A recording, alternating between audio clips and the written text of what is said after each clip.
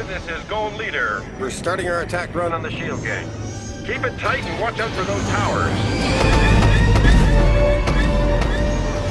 At first glance, this may look like a normal LEGO Y-Wing. However, it is quite unique and quite different in how it is constructed and is much more detailed to be very accurate at a smaller size. The angles of the cockpit are much more accurate and allow for the striping on the sides. The engines are enlarged but not too large and allow for a really good proportional size ship, as well as an astromech that sits properly in the back. And the cockpit actually opens up properly, as we see in the movies, off to the side. I was also able to integrate a play feature for a bombing function, which are now lost forever. But this fun ship is now available, and I am very happy to get into it and show it to you guys today.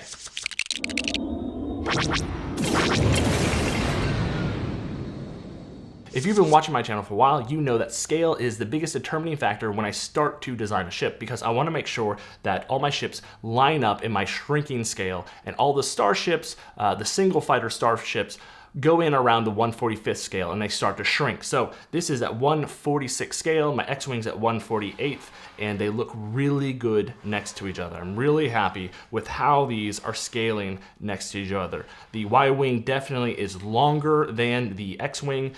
I also really like the TIE Fighter, which has the 1/48th scale as well as the X-Wing, and is a really good accompanying ship. And the B-Wing and Y-Wing look really good next to each other. The B-Wing is known for being very elongated in the width, while the Y-Wing is very long in the length. And you can see that they are almost the same length. The B-Wing, I think, has just maybe a ½ inch over the Y-Wing, give or take. And neither ship is pushing too much out of the scale. I believe that I have shrunk the dimensions in such a way that it doesn't look like it's too shrunk, it's too small, but it doesn't look like it's oversized next to each other. So again, very happy with how all these ships are lining up next to each other. Hit that opening! We see it, Gold Leader.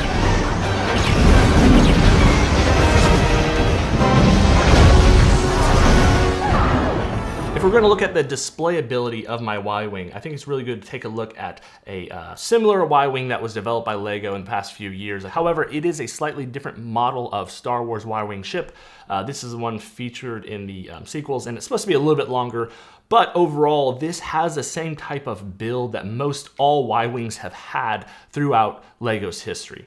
And what I mean by that is these lines that go down the engines, they really protrude from the engines instead of sinking into the engines. And you can see how I've changed that with my design.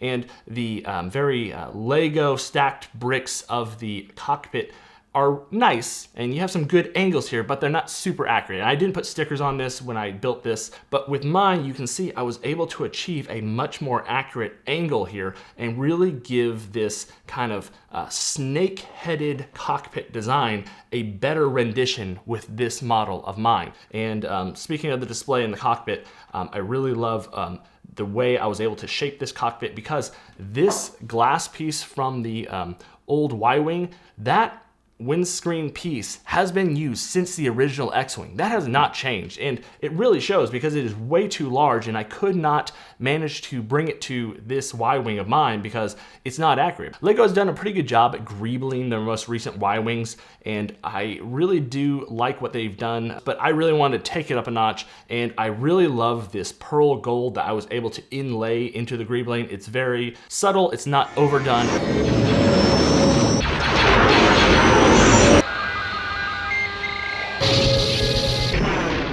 The playability of the ship is really great. I always want it to be displayable, but I always include landing gear whenever possible, and this does have great simple landing gear that does stay hidden underneath the ship, but it lands flawlessly, and it is just very posable with getting your minifigure out and having him go around the ship and interact. You'll also notice that the turret actually has a lot of motion. It is a little limited, but it does allow a little bit of verticality with this turret. And if you really wanted to go for super accurate displayability with the Y-Wing, you could argue that it would be better to put a circular plate here with the astromech head, and that would be more accurate to what we see on screen. However, I really do like having the functionality of putting the whole astromech into the Y-Wing, and then the orientation that we see the astromech being placed forward.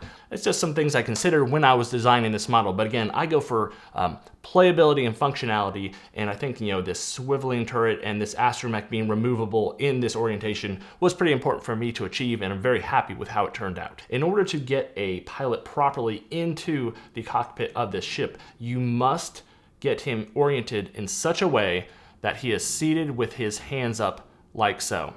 And you have to put him in at an angle with his arms going into the slot, and I actually am adjusting it as I'm doing it right now, and he kind of slides down in there. And even so, he might hit the cockpit hatch, and so all you gotta do is just push a little bit, and if he doesn't go, you just kind of lean him forward like so. And there it is. So there's a little bit of finagling with getting the actual pilot in there. This is just squeezed for the space. I am using it to the nth degree, and I am really sitting him on the lowest plate with no studs, and he just, you know, simply slides in and out. But this is the only way to achieve this. And that's one thing I will say, is that I was not able to achieve all the right details. This is about as perfect as it can get for this size, but if you really look at the Y-Wing, this should probably taper a little bit more, be a little skinnier up here and kind of widen out. But again, I think this is as good as it can get for this 1/46 size. Bombing feature, I did not know if I was going to incorporate it, but I was able to with the use of some stud shooters. And so they are very compactly hidden inside the body of the Y-Wing, and you just put a one round tile stud into this mechanism, which then has a button on the back side of the ship, and you just push those, and you can see one's loose on that side and this one's tight, and you just push it down, and I'm gonna hit my hand, and there it goes. I didn't lose it, thank goodness.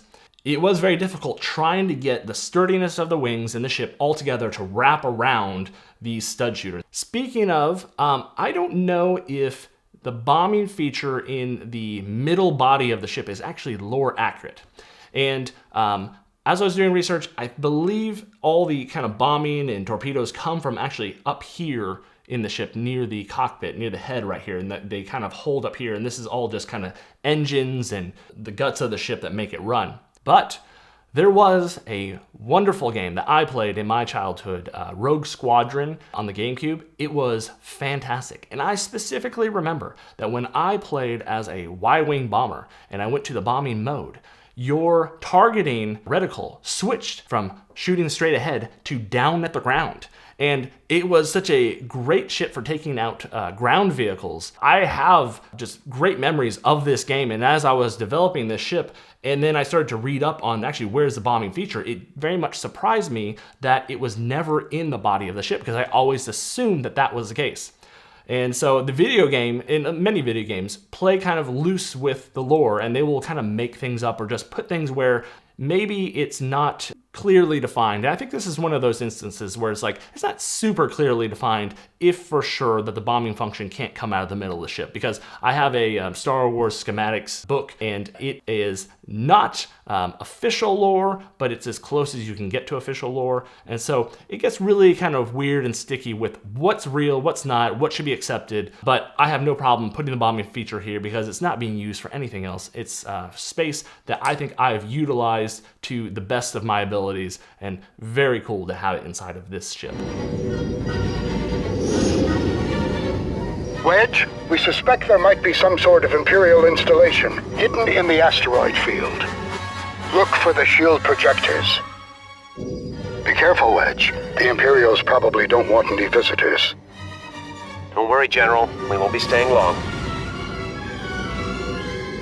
So as we take a look at the stability of the ship, I can say that it's stable where it needs to be, but I have made some compromises. So I believe that the most important stable part of this ship needs to be the center of mass, which is the neck. If you want to swoosh this around, you can absolutely do it. It is very easy to manipulate and move around, and it feels really great in the hand.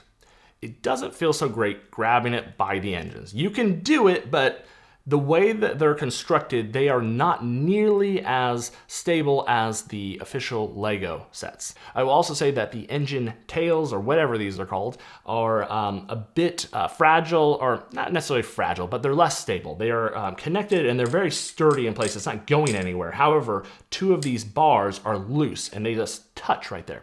And this brings up another point of there might be an illegal technique with this build of this tail. And I shrug off this particular possible illegal technique, and I'll tell why. I'm a pretty big stickler about not doing anything illegal with the building techniques in my Lego sets. And I let this one pass because in the studio file, I'll sometimes, but not always, get a collision of these bars hitting back here on this particular circular piece. If there is a collision, it is very slight. I think it might be by like half of a plate. So maybe like 1/4 of a plate, possibly. Even if it's half of a plate, I don't really think it's that big of an issue because these bars are very long and they have elasticity to them. There's not a big deal with making these have just a little bit of a stress on them being pushed out on them, so that way they touch this circular piece back here.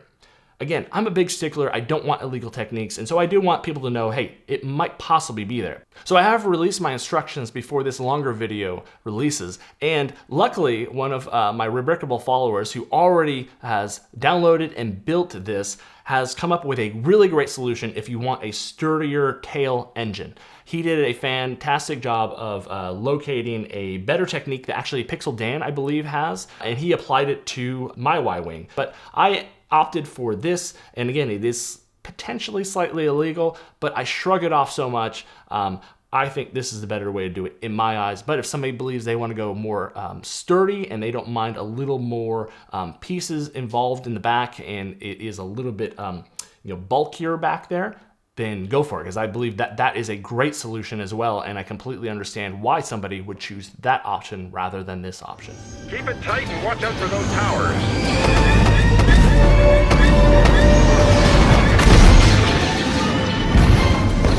When I began designing this ship, there were 2 big obstacles that I wanted to overcome, and I wanted to design around and make sure that I had the best solutions possible. And that was the angling of the cockpit and the size of the engines. The engines are a very complicated structure of pieces built around a bar going through the middle and built into sections very uniquely around, so that way I could achieve 5 stud width of the engines. Very complicated there. Took a lot of many different tries and attempts to make sure that the engines came out right, because there was just a lot of guessing and checking and then trying it digitally and then building it physically, and I'm very happy with how that came out. The cockpit, I believe, was a really cool scenario where I happened to stumble across a technique that worked, but it was inspired by an official Lego set.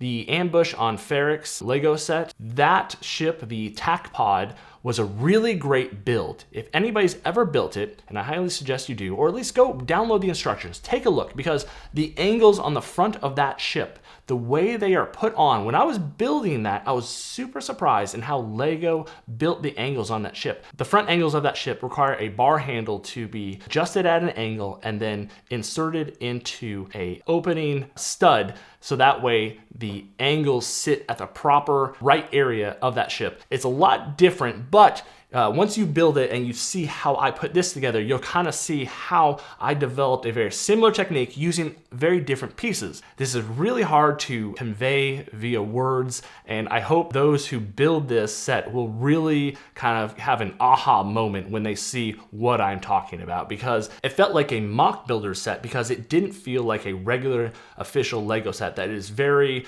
structured around sturdiness and playability, and it's a very strong and sturdy ship. It's just those kind of techniques I don't see all the time with Lego, and the accuracy for the technique was just spot on, and I believe that I have really evolved that into my Y-Wing, and it was really cool to do that here.